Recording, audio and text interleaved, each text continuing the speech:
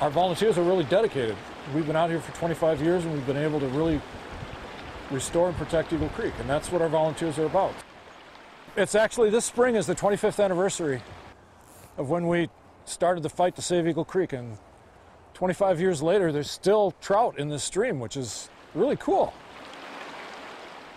This weather is our fault.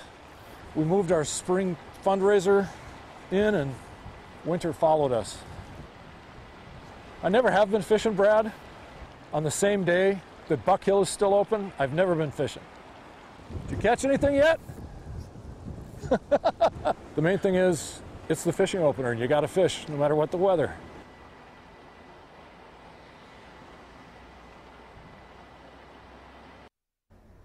Dedication. Stream trout season runs through September.